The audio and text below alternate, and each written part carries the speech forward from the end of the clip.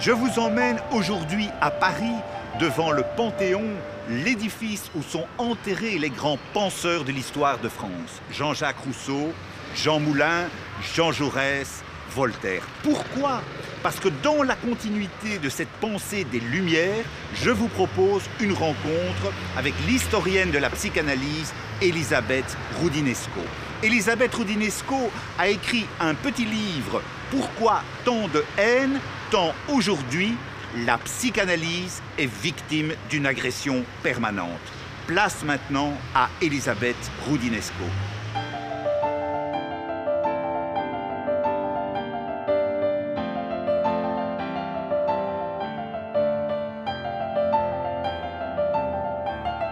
Elisabeth Roudinesco, un tout grand merci d'avoir eu la gentillesse de nous accueillir ici chez vous au cœur de Paris. Vous êtes une grande historienne de la psychanalyse. La psychanalyse aujourd'hui, quelle est encore sa valeur face à l'offensive des théories comportementales? La caractéristique de la psychanalyse, c'est que c'est une discipline un peu semblable à l'anthropologie, que c'est une discipline qui, dans beaucoup de pays, n'est pas reconnue avec une autonomie comme l'anthropologie, mais il n'y a pas que l'aspect thérapeutique. C'est un système de pensée, pas seulement celui de Freud, mais il y a eu beaucoup d'écoles, donc c'est un système qui pense et qui n'est pas seulement une thérapie.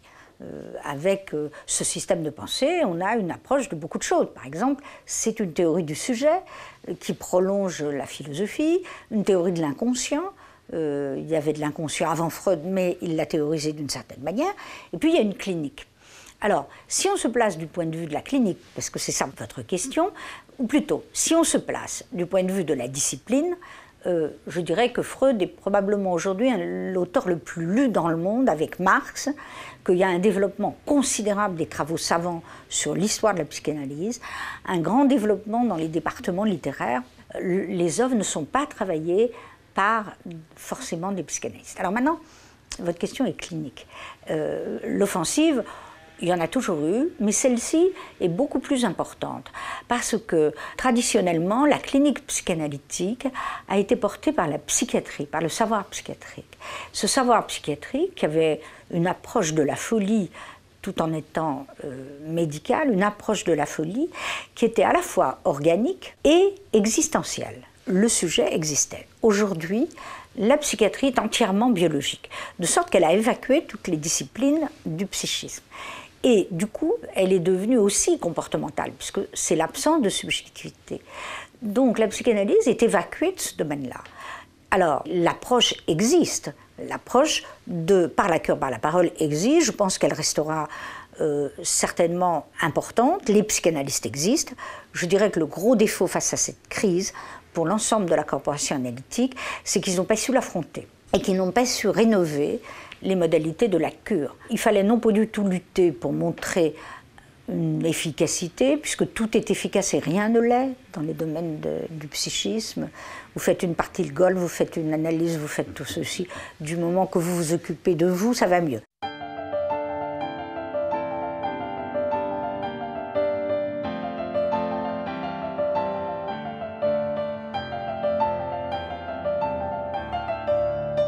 Le critère pour vous de la psychanalyse, c'est que c'est d'abord un extraordinaire, une vision du monde, un récit du monde, une grande philosophie de compréhension de la réalité. C'est aussi, sur le plan thérapeutique, une méthode très intelligente, puisque elle demande au sujet de se comprendre lui-même.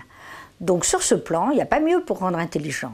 C'est beaucoup plus intelligent que de faire des thérapies corporelles ou comportementaliste. Mais pour faire une thérapeutique psychanalytique, il faut du temps, il faut du désir, il faut déjà avoir conscience qu'on ne va pas bien. En gros, c'est fait pour les névrosés. J'allais presque vous dire pour les gens qui ont peu de problèmes. Peu de problèmes, mais des problèmes majeurs. Névrose d'échec, névrose d'angoisse, névrose obsessionnelle, tout ça, ça marche très très bien. Pourquoi? Parce qu'on se connaît mieux. Pour tout le domaine de la dépression, des borderline et des psychoses, la psychanalyse n'a jamais prétendu guérir quoi que ce soit. Elle aide. Elle aide parce qu'il vaut mieux qu'il y ait cette approche-là que rien. Mais si vous voulez, aujourd'hui, on a un tel excès médicamenteux, on a tellement expliqué aux gens qu'ils iraient beaucoup mieux depuis 40 ans, qu'ils iraient beaucoup mieux avec les médicaments, qu'on est au bout de cette époque-là de l'histoire. La preuve, tous les médias aujourd'hui, et les mêmes qui avaient encensé la révolution pharmacologique, descendent en flammes la totalité des médicaments.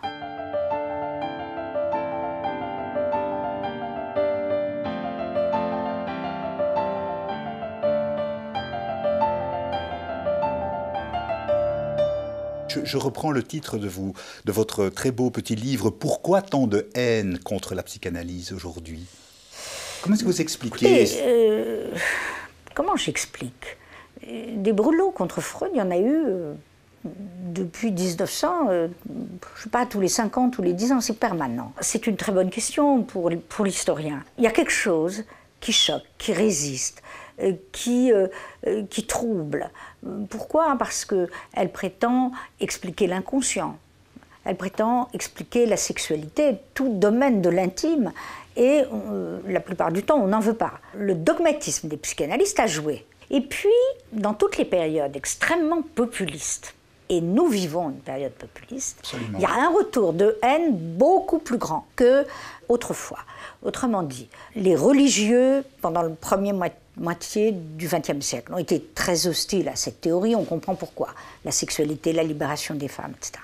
Ensuite, les adeptes du tout chimique ont été très hostiles, parce qu'ils ont considéré que ce n'était pas une science, ça n'en est pas, que d'autre part, les médicaments allaient apporter toutes les solutions. Or aujourd'hui, pas du tout. On va entrer dans l'ère d'une critique des médicaments. Alors, elle a résisté à tout ça, donc qu'est-ce qui reste? Pourquoi elle est tellement haïe? Je pense que dans les périodes très populistes, anti-intellectuelles, qui valorisent l'émotion, le retour à la terre, les tribus, je pense qu'elle est regardée comme une science d'intellectuels, de riches et de juifs. Même si ça n'est plus du tout la question centrale. Les mêmes arguments reviennent toujours. Et ça me frappe. Les pires grands ennemis de la psychanalyse qui continuent à tenir des discours incroyables viennent de l'extrême droite. C'est majoritaire, viennent de l'extrême droite. Chez nous, du Front National, sans arrêt. Les freudosémites, la science juive, la science des intellectuels qui ne croient pas à la terre, au peuple, à l'ancrage, ce sont les attaques. Bien entendu, je répète, la question n'est pas de savoir si c'est pratiqué ou non par des juifs, ce n'est plus le cas du tout. C'était à Vienne, oui, mais pas maintenant. Donc, mais ce sont toujours les mêmes arguments. Et donc, elle est vécue par les populistes comme quelque chose de raffiné, d'intellectuel. Ça, c'est très étrange. Et c'est d'autant plus étrange que, politiquement, une majorité de psychanalystes sont devenus très réactionnaires. Donc, on a droite contre extrême droite, mais c'est très étrange sur ce plan-là. On a une multitude. Parce que les vraies attaques des progressistes, de la gauche, comme quoi c'était une science bourgeoise, comme elle ne s'occupait pas du peuple, que Freud était conservateur, ces attaques-là, en gros, ont été acceptées par le milieu analytique. Vous avez beaucoup d'analystes de gauche, progressistes, qui, au fond, ont accepté les critiques du conservatisme freudien, qui ont évolué. Donc, si vous voulez, la critique de gauche, elle a été très salutaire pour l'analyse. La critique d'Adorno, la critique de Marcuse, la critique des antipsychiatres. Moi, je me réclame assez de cette position critique de la psychanalyse. Mais il ne faut pas se tromper. Les vrais ennemis, c'est le populisme, l'extrême droite. Tout ce qui met à la place du sujet l'hérédité, le on ne peut rien faire, tout est donné d'emblée, et puis l'ancrage dans la terre. Alors, c'est fascinant de constater que ce sont les mêmes arguments qui reviennent en permanence.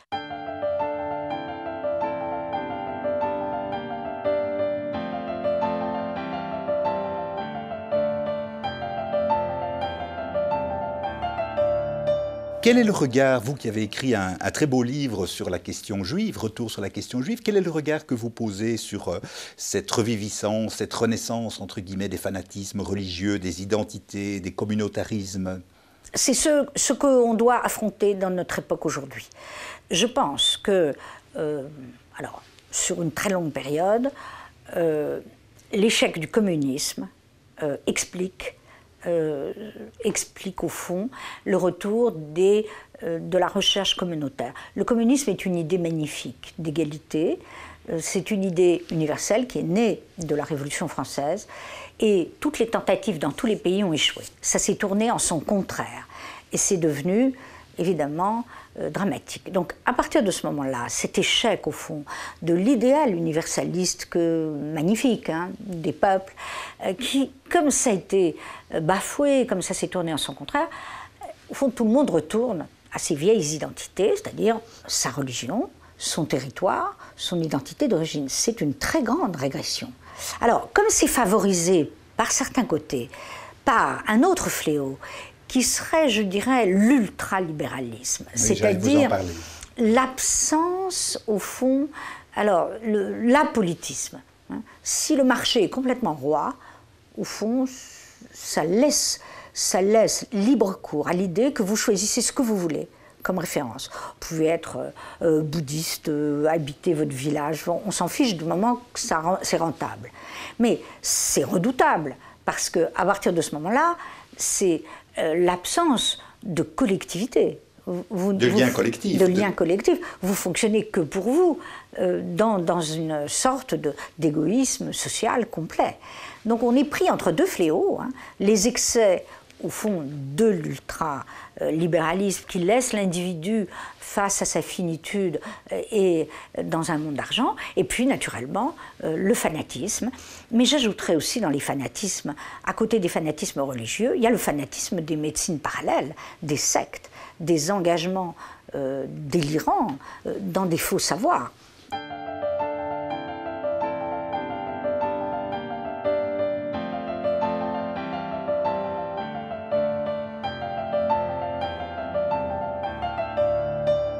Et quel est le regard que vous portez, vous qui êtes une femme engagée, j'ai vu que vous aviez été membre du Parti communiste, et sur justement cet ultralibéralisme. On dit chacun suit son chemin, chacun a la liberté, et ça va aussi dans le sens, d'une certaine manière, dans le sens d'une forme de libéralisme du choix de vie. Donc c'est toute la question de la liberté sexuelle, puisque le débat est en France aujourd'hui sur la question de l'homosexualité, de l'homoparentalité, de l'euthanasie. Il y a aussi une logique libérale où chacun suit son chemin. Est-ce qu'il n'y a pas, autrement dit, et pour être court, d'un côté le libéralisme culturel et de l'autre le libéralisme économique? Est-ce qu'on ne fait pas le choix du libéralisme culturel en refusant le choix du libéralisme socio-économique? Vous avez tout à fait raison. Moi, je suis libérale pour les mœurs.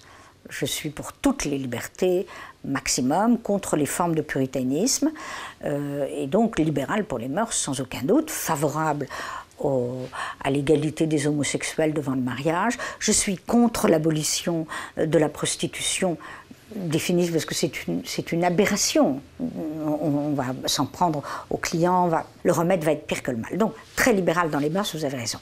Mais ce dont je suis convaincue, c'est qu'il faut corriger les excès de ce libéralisme qui laisse le sujet transformé en individu face à une angoisse terrible qui est qu'il n'y a plus d'engagement collectif. Il faut du collectif.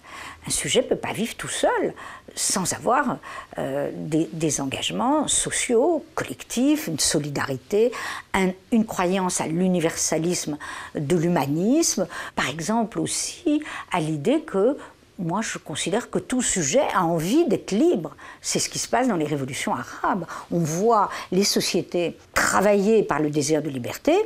Et qu'est-ce qu'on a en face? Des forces réactionnaires et fanatiques qui veulent les empêcher. Donc il faut favoriser toutes ces libertés. Et je ne tiendrai jamais un discours du genre « ce peuple-là n'a pas envie d'être libre, on ne doit pas lui offrir la démocratie ici, mais il mettra du temps à y venir ». Et donc, bien sûr qu'il faut lutter contre tous ces fanatismes, et de façon très rigoureuse, mais en offrant autre chose. En offrant tout à fait autre chose, c'est-à-dire certainement pas un culte identitaire, certainement pas chacun sa synagogue, chacun son église, Liberté des cultes, oui, mais pas oppression identitaire.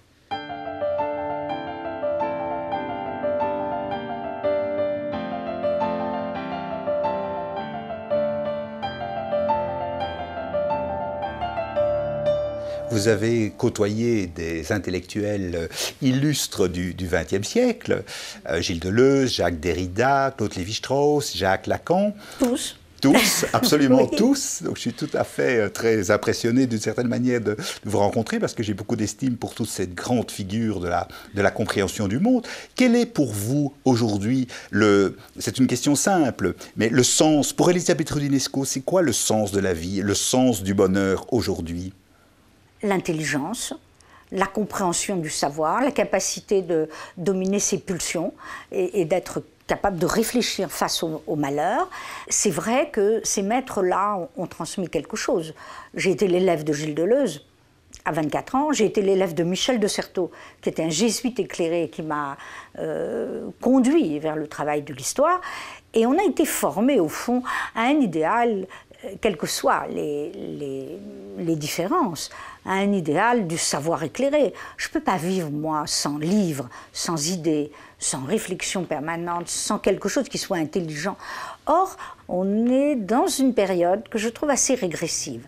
Et comme je fais de l'histoire, je sais qu'on ne peut pas dire « c'était mieux de mon temps et ça reviendra comme avant ». C'est impossible.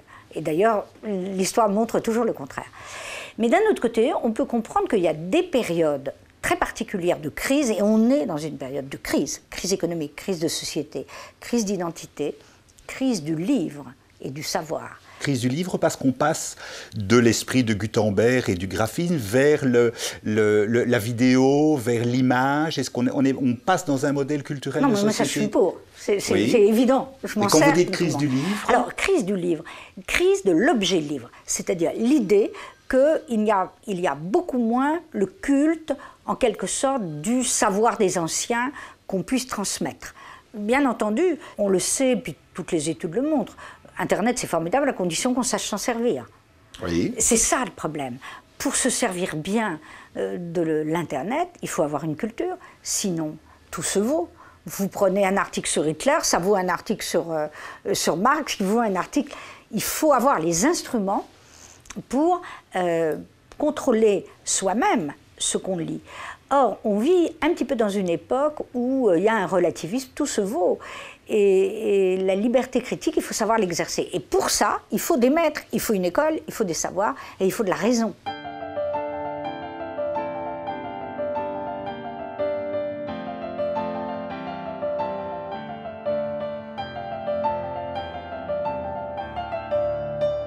Régis Debray disait dans une très belle phrase, je trouve, pour pouvoir se passer de maître, il faut avoir eu des maîtres. Ah ben oui, bien sûr, bien sûr. Mais on ne se passe jamais de maîtres, parce qu'ils habitent en vous.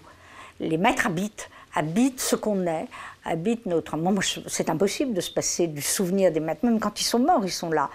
Donc il faut avoir eu des maîtres. Donc vous faites un vibrant plaidoyer pour la connaissance, pour le sens de la vie par le savoir. Oui, d'ailleurs j'enseigne. Oui, j'enseigne à l'école normale supérieure. C'est une belle formule, oui. Je la reprends de Spinoza, qui disait « plus je connais, plus je suis moi-même ». Mais oui, moi j'aime tout connaître, savoir. D'ailleurs, j'ai un peu exagérément.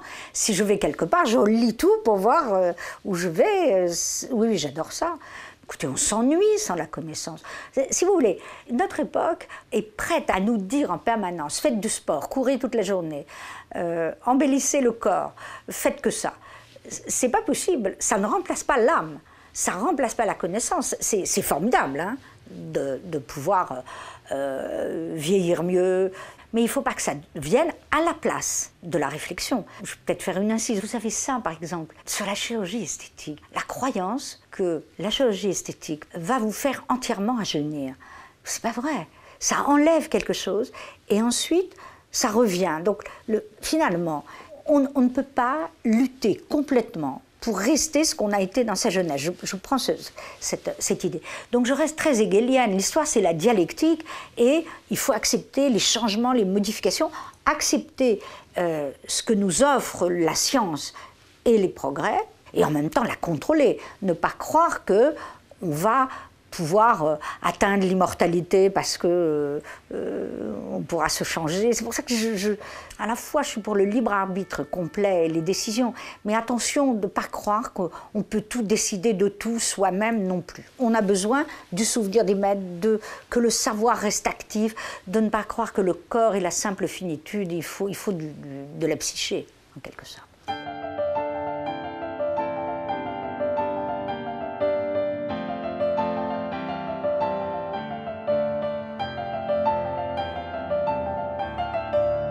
Madame Rodinesco, je me permets une dernière question. Vous n'avez pas parlé de la question du rapport à la nature, de la question environnementale. Est-ce que, ce qui était une préoccupation relativement secondaire, je dirais, dans l'histoire des idées au XXe siècle, oui. Est-ce qu'aujourd'hui, quand on voit les études scientifiques sur le basculement annoncé du monde, sur la mort des océans, est-ce que pour vous, la question du rapport à la nature, ou je pourrais dire du rapport aussi à l'animal, hein, comme les travaux d'Élisabeth de Fontenay par exemple, est-ce que c'est une question qui vous préoccupe ? C'est une question que dans ma génération on ne se posait pas et qui est arrivée. C'est pour ça que je vous pose la à partir du moment où c'est arrivé, oui, ça me préoccupe et ça m'intéresse. J'ai eu un grand dialogue avec Derrida sur la question de l'animalité et de la souffrance animale ou environnementale. On ne peut pas ne pas y être sensible. On ne peut pas faire une religion anti-environnementale. Bon. Mais d'un autre côté, je me méfie des fanatismes. Par exemple, nous devons incontestablement nous préoccuper de la souffrance animale, mais on ne peut pas poser qu'il faut que l'homme cesse de manger de la viande. C'est impensable. Dans la hiérarchie des êtres, l'homme reste au-dessus des autres êtres. Ah bah oui, je reste très darwinienne. Il y a, si vous voulez, la nature existe. Les thèses de Darwin sur l'évolutionnisme existent. Autrement dit, elle résistera toujours. Regardez ce qui s'est passé avec les OGM. C'est intéressant quand même. Absolument. On veut trop modifier, ça ne marche pas. Donc, il faut faire très attention à la nature. Il faut et la nature et la culture, les deux, équilibrés. Et il ne faut pas faire des religions fanatiques de l'interdiction de tout. Je ne suis pas du tout favorable à ce que, au nom de la souffrance animale, on interdise complètement l'abattage, qu'on corrige les méfaits, qu'on réfléchisse sur l'abattage industriel. Mais on ne peut pas interdire à l'homme de manger l'animal. C'est pour ça que dans le débat que j'ai pu avoir avec Derrida, quand il disait « mais si vous voyez à la télévision tous les jours les animaux abattus, vous n'aurez plus envie de les manger. » Absolument, j'aurais plus envie. Mais c'est pour ça qu'il faut peut-être ne pas tout montrer, parce qu'à ce moment-là, le remède est pire que le mal. On est dans une société de masse où on peut voir sur Internet tout, comme disait mon maître Pierre Vidal-Naquet, aujourd'hui on ne peut pas cacher la moindre torture dans un pays. Ça c'est très positif. Mais d'un autre côté, il faut faire attention à toute la transparence, parce qu'on peut induire des comportements irrationnels avec ça. Donc je pense qu'il faut être raisonnable dans l'écologie. L'écologie, oui, la religion écologique, non. Hein, l'homme, c'est la nature et la culture. Ça n'est pas le retour à une nature immaîtrisée, ça c'est très bien, c'est une quête individuelle, on peut le faire, que les gens retournent à... Je suis libérale, hein, ils font ce qu'ils veulent. Mais pas de théorie en excès. Un tout grand merci à vous, Madame Rodinesco. Merci à vous. Merci.